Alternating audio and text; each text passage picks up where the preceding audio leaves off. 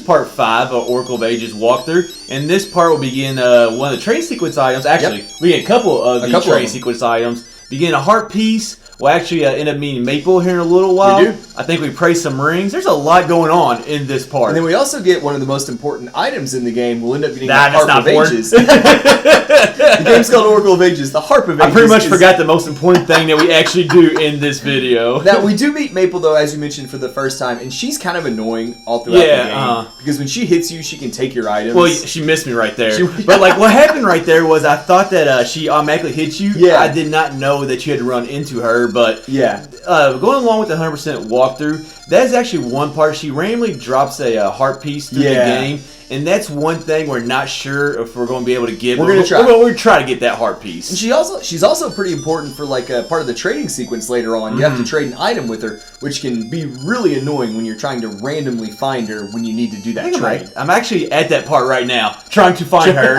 Like I forgot what she gives you, but how about this Poe right here, man? He's got a sweet little grave. He's got like a little. It must have been important.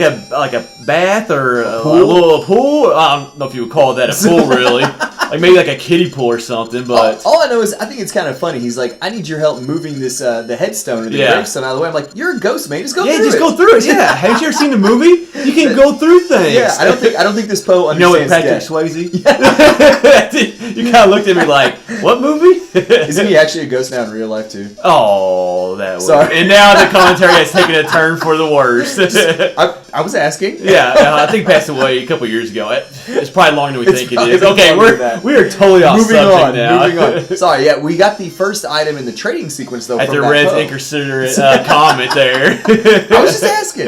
Yeah, we got the Poe Clock. We apologize to any Patrick Swayze fans. We do. Go ahead. Sorry. Hey, Ghost was an amazing movie. It's okay. But you're talking about the Poe Clock. The Poe Clock is like kind of the first item in our long trading sequence that will eventually, if I'm not mistaken, lead up to the upgraded sword at the very end. I don't know. I honestly don't know. Like in Link's Awakening, we got the boomerang. The boomerang. I'm not sure actually. It's something that we probably should know, but at this time, I don't know what we get from it. I'll be honest, I did not pay a lot of attention when I played this game. No, actually, I don't think it's a sword. I think we get the sword. You know, we don't know. We don't know. We'll come back in part 6. It will tell you what the train sequence does. When we get to about part 40-something, we'll tell you what it is. We'll know what's going on. Yeah. But that heart piece, actually, you saw us get earlier. We walked right by it, I feel like, earlier. But we couldn't get it. We had the power bracelet. We had to get the power bracelet to get it. But at least we're still in that area. It's not a heart piece. We got to go like way back and get, which was it in Link's Awakening. We had to go back and get that... What was it like the things you got to get the sword? The seashells? The seashells. That one was in that dungeon. And we had to go back to that dungeon. Ugh. We both did it at the same time. Now, as we mentioned like at the beginning of this video, we're going to get a couple of our rings of praise. I think I may have said this the first couple videos ago. I never did this. Yeah. I did appraise them the first time, but I didn't know how to equip them. Yes. I actually do it right here. I actually equipped that power ring we got right there, which that fits takes your offense up, but then also I think you take more damage from that, which I think so too. We don't care. We're offensive guys. Balls to the wall, fighting. If we get hit, we get hit. Yeah, the power ring fits our style just to the T. I'm like, we'll take the damage as long as we're dishing out damage. We're good to go. But some of these rings are just stupid. Like I wasn't paying attention to what that second one was. Discovery ring. Yeah. Like where it helps you find soil or something like that. Like or it tells you when it's close. If you can only equip one ring, why would you equip that ring? It's pretty stupid. Yeah, it's not pretty stupid. It's really stupid. Yeah, there it says that your power's +1, but your damage taken is +1. Okay. So, who cares? Hey, we're like I said, we're offensive-minded people. Yeah, exactly. We don't care about that. And I don't know. There's a lot of rings in this game too. There are. I want to say there's like around 30. I'm not positive. It's probably close. But then I think we said that also translates to Oracle of Seasons. If you link the games up, so some of them you can get in either game. It's just too confusing, really. And this rock, that rock right there, I thought was a burnable rock. It looks flammable. Yeah.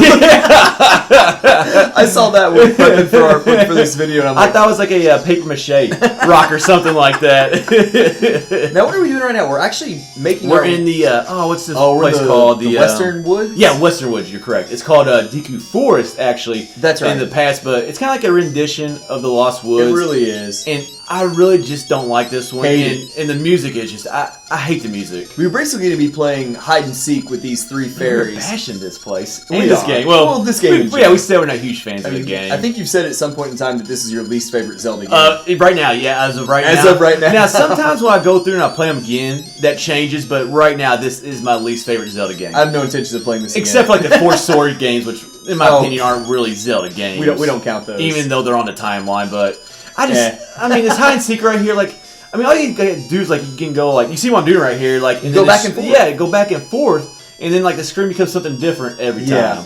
And the whole point is we're trying to make our way towards the second dungeon, and that these fairies won't allow us to until we play this stupid game.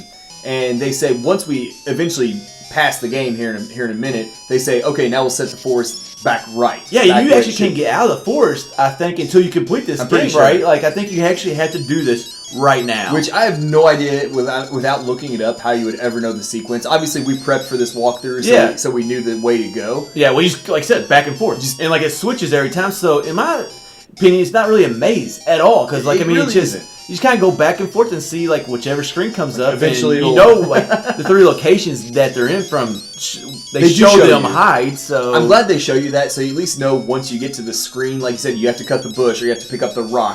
At least you know once you get there that you're on the right screen, but it is a pain. I think we do something to these guys later on, but... I think we did. They ask you to play with them again. I'm not sure exactly. I think, actually, I think they help us get one of our animal friends. I think animal they do companions. too. That's right. If you choose that one. I'm not really sure. It's been a little while. It's been a while since I actually recorded this game. Now, this is something I don't understand. We lift a boulder and this whole cave collapses, and they say apparently that boulder was like a support stone. Yeah, that makes no sense it's whatsoever. Outside the cave. It's outside. It's not. I mean, it's close to the cave, but like it's close, but that makes no sense whatsoever. And you can see that's not very heavy because, well, we do have the power bracelet. So although who knows how strong that makes you? And this kind of goes along with all the handhelds, though. I liked how in like Ocarina of Time, like when you got the gauntlets, it was just an automatically equipped item. Whereas in the handhelds, you have to specifically go and equip the bracelet. And that did become a pain, really. It does. Like there's a lot of light a rock on fire. Yeah, yeah, exactly. But there's just a lot of switching back and forth between them. So, and I just really liked how they approached that in the 3D games like Ocarina and things like that. As opposed to like Link Between Worlds, like didn't have that issue either. So That's I mean, true. they improved it as games have gone on. But they learned. At this time, they really didn't have the capability to, it was Game Boy. You only had 2 buttons, so they had to assign them to 2 buttons. So I wasn't a huge fan right here. I know, like I said, we've been bashing the heck out of this whole part, but that's all right. But we'll try to be nice to it sometime. I'm not sure. I'm not sure what's going on. Maybe at the very last video. Yeah. The very last video. We'll find nice things to say. Yeah. But it's like we find the entrance to the dungeon, and then the Maku tree interrupts us and says, "Oh, you got to go all the way back to Nehru's hut." And this is where we do actually end up getting the Harp of Ages, though. So. It was kind of pain going all the way back. I mean, I know like other games have had that, like where you're right there by the dungeon, then you gotta go do something else. I guess a good example of that would be the Water Temple. Even though we get that song that warps us there, like we gotta go all the way to the ice cavern to get the boots. Like to get the boots. So yeah, kind of like a similar thing. Yeah. Now we'll have a little bit of a cutscene where we get the harp, and I don't know this Nehru person, but she's just trusting this really awesome item to a complete stranger. You found my basement. Here you go. You can have the Harp of Ages. It's like, you must be the chosen person. Well, she said, like, if you could, like, get down... I'm not reading, obviously, but... Yeah. What did she say? She knows you're the hero. And I guess I get it, because the only way to get there was after you had the power bracelet. And you can't get the power bracelet unless you've gone through the first dungeon. So. Do you need a power bracelet to push that thing? I think so. Okay. Otherwise, that makes sense. I just know she thinks you're a hero, and that's why she's giving it to you. So she's not really giving it to a stranger. I mean, yeah, we're a stranger, but I mean, there's legends passed down about our work. So that is true. In this, I'm not sure if this is a different incarnation of Link. I'm trying to think where the timeline in this game is. I think it's before Link's Awakening. I think it's after Link to the Past, before Link's Awakening. And I think Link's Awakening was the same incarnation, so I think wait so a second. as well. Was it the same Link in Link to the Past, the Oracle games, and the Link's Awakening? I think so. Wow. I mean, they could have been pretty close to, because once he was the hero of Hyrule in Link to the they Past. talk about, like, he just done some deeds kind of in this game, like, when you started your hero in Hyrule and what you did in Hyrule. We're bringing you to whatever. It's got to be the same incarnation. I think so. Now, the song that they teach us right here lets us reactivate, like, I guess you call them... time portals. The time portals on the ground. Which will let us kind of get back and forth between the past and the present, which will allow us to get into the second dungeon. But now that we've got the harp, this wraps up Part 5 of Oracle of Ages.